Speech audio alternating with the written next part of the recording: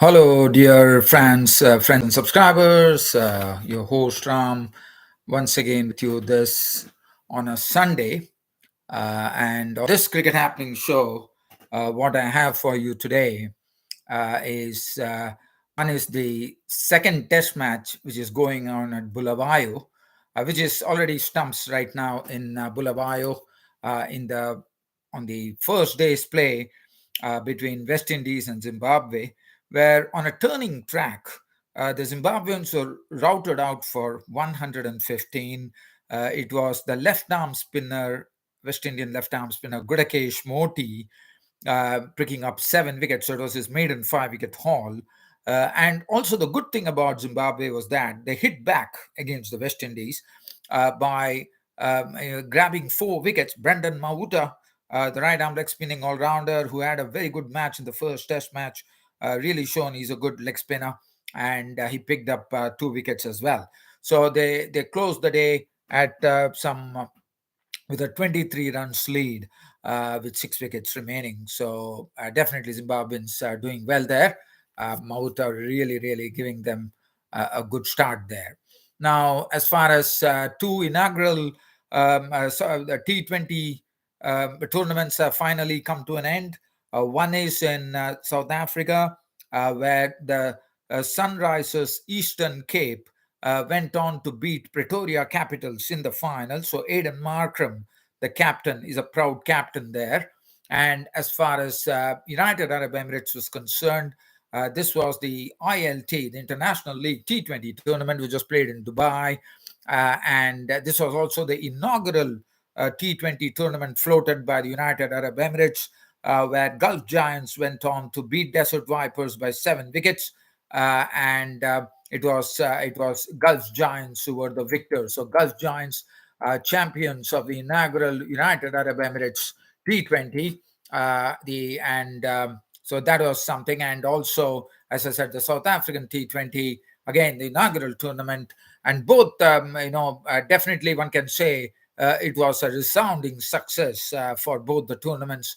And so, as I said, now I don't think there is any other nation which has to play. Probably New Zealand is one country which is remaining to host its own, or West Indies for the West Indies definitely do the CPL.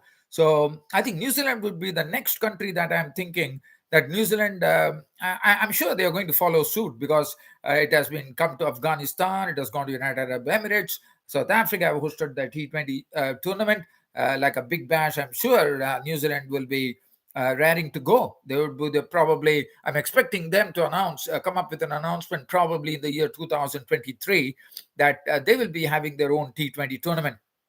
Well, now there's congratulations to the organizers of the inaugural T20 champions in South Africa as well as United Arab Emirates. And congratulations to both the teams. Congratulations to the Sunrise Eastern Cape in South Africa for winning the title. And also congratulations to the Gulf Giants for winning the title in Dubai in the United Arab Emirates. And it has been, as I said, a resounding success. Now, and also, so right now we will get on to the Zimbabwe versus West Indies. As I said, this was the Zimbabweans were the ones who actually won the toss, and they really, I don't know whether that was the right decision.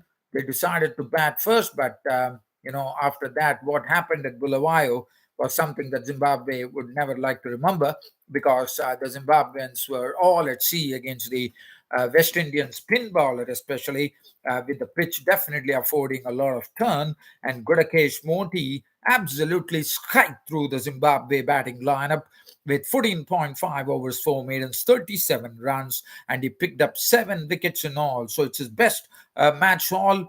And also, it's his first maiden 5 wicket haul in Test cricket. And what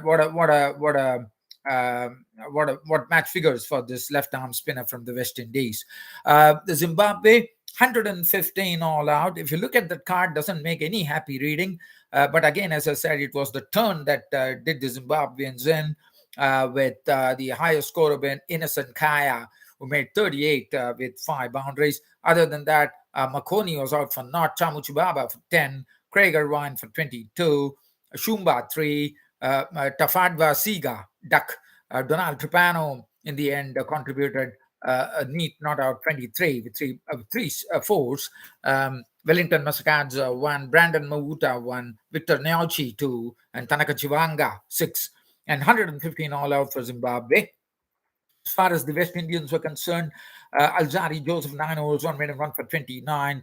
Shannon Gabriel, it was good to see Shannon Gabriel in action after quite some. And I always have felt that a fit Shannon Gabriel would be someone who would come in very, very handy, because we have seen that this bloke, Shannon Gabriel, according to me, possesses a lot of pace. He's very well built and he possesses a good pace as well. He moves the ball around and also has a very good short ball too.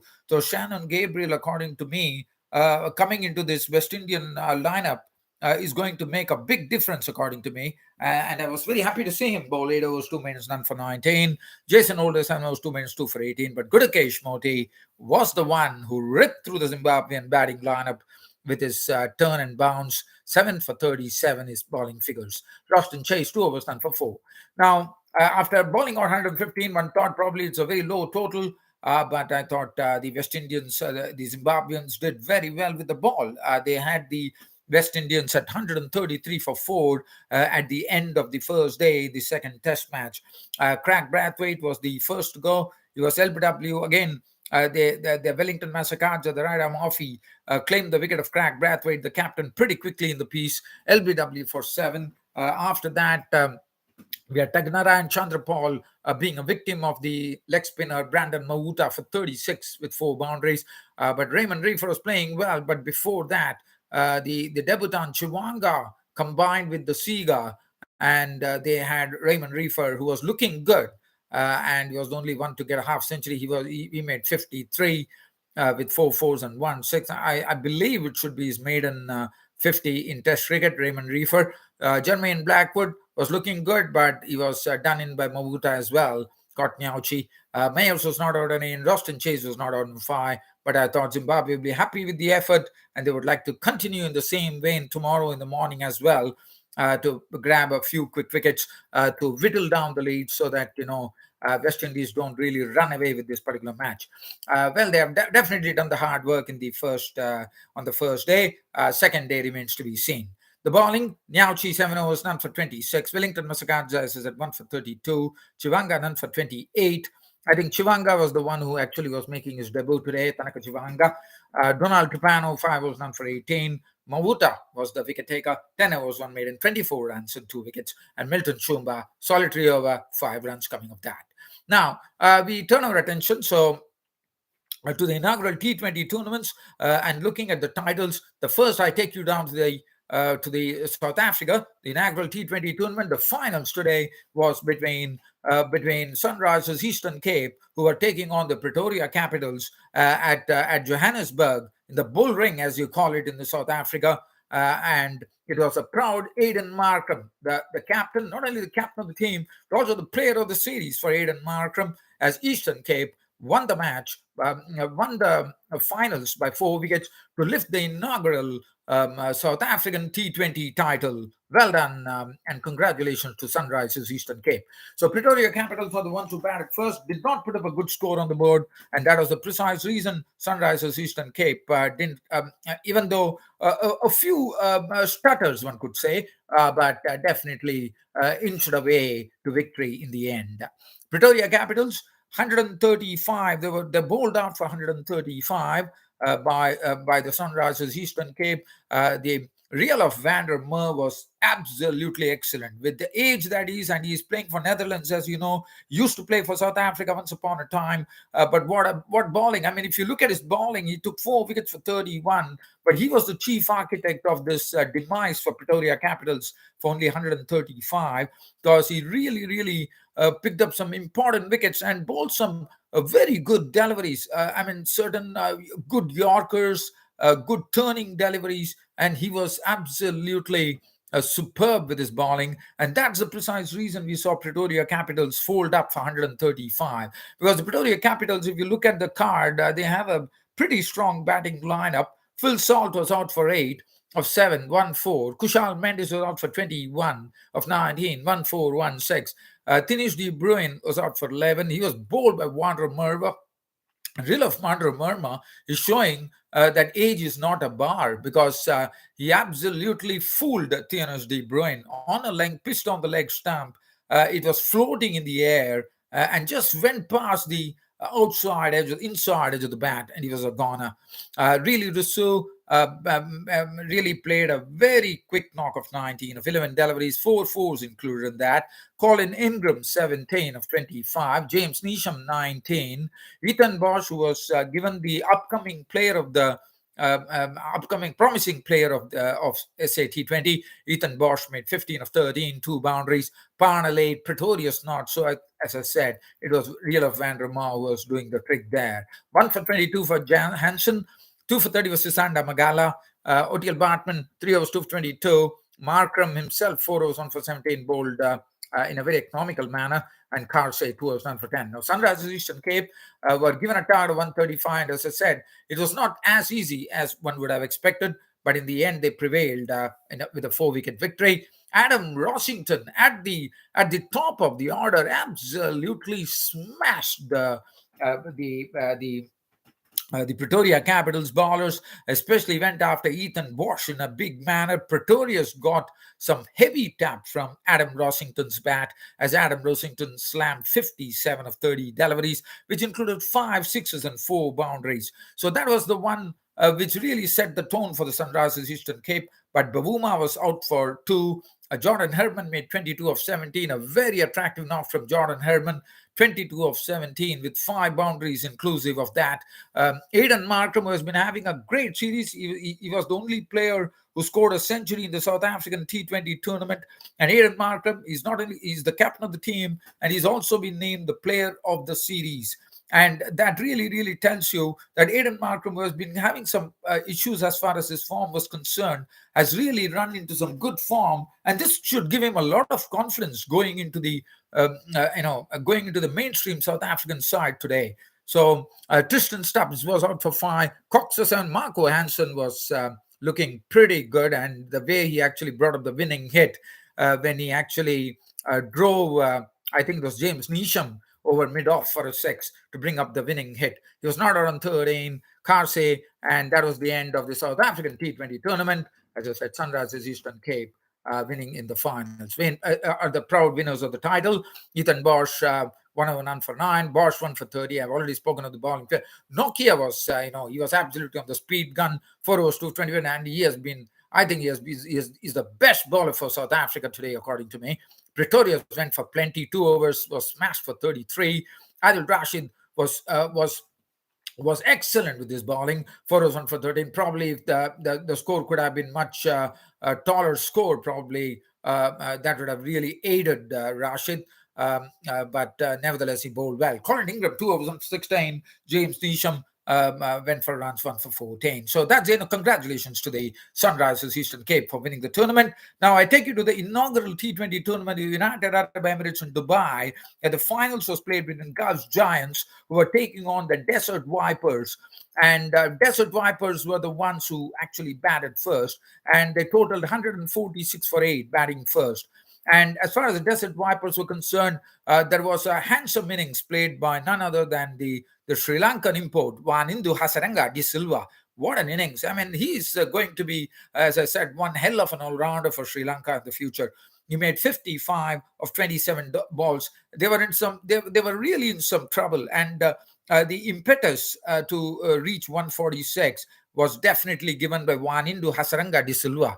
Who really came into his own when they were reeling at 44 for 4 at one stage. Rohan Mustafa, the local boy, was out for 6 of 7 deliveries, 1-4. Alex Hales was out very cheaply for just 1 run. Adam Blitt made 13. Sam Billings, 31, played well of 29, 3 boundaries. 6 to Colin Munro. Wanindu Hasaranga, as I said, was the one who belted 55 runs. And his shots were amazing strokes, one could call. Tom Curran out for 13, Luke Wood for 3, Gus Atkinson not out for, Ali Nasir. Bowling, if you look at it, 3 for 19 for Carlos Brathwaite, bowled superbly. 1 for 18 for Colin D. Grandholm. David Weiss was taken for runs, none for 35. 229 for Qais Ahmed, Afghanistan spinner. The leggy got a bit of tap, I could say, from Wanindu Hasaranga. Chris Jordan, 1 for 30, and Sanchit Sharma, 1 over, none for 15. The Gulf Giants, in reply, were romping to a 7-wicket victory and taking the inaugural United Arab Emirates International League T20 title. Well, Chris Lynn was in spanking form as he spanked an unbeaten 72 to take them to victory of 50 deliveries, which included 9 fours and 1 6 wins. The captain was out for 14. Coronary Granholm won. Gerhard Erasmus made 30 of 33, 1 4 1 6. Hetmir was there in the end, along with Chris Lynn, to take them to victory. He clubbed 25 13 unbeaten runs at that, 5 boundaries including, and that was the end of the inaugural United Arab Emirates T20 tournament. It was, as I said, very big success, and it was the Gulf Giants who were the title holders. And James Wentz, the captain of the team, would be a proud man because, as you know, the other day he won the first inaugural 100 tournament in England, and here he comes, a proud captain of the inaugural T20 tournament in United Arab Emirates in Dubai, holding the title, holding the trophy aloft. And congratulations to the Gulf Giants team. The bowling, Cottrell, normally expected to be very good, went for runs today. 3.4 was none for 24. Atkinson disappeared for runs as well. 3 overs, 31. Luke Wood could not get a handle, 1 for 31. Tom Curran went for runs, 1 for 32. Hasranga, 1 for 28. And as I said, once again, congratulations to Gulf Giants after beating Desert Vipers in the final and taking the inaugural International League T20 title. And thus, 2 inaugural T20 tournaments came to an end, one in South Africa, one in United Arab Emirates. And again, as I said, T20 tournament. These 2 T20 tournaments were a resounding success.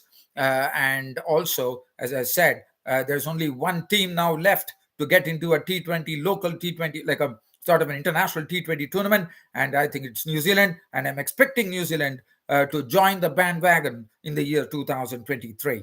Well, dear fans, friends, and subscribers, with this being said, it's about time for me to pull the curtain down on my cricket show, Cricket Happenings. And now, as you know, again, I'll be seeing you guys back on the weekend on the coming Saturday. Until then, it's goodbye and have a rest of the good week. Thank you.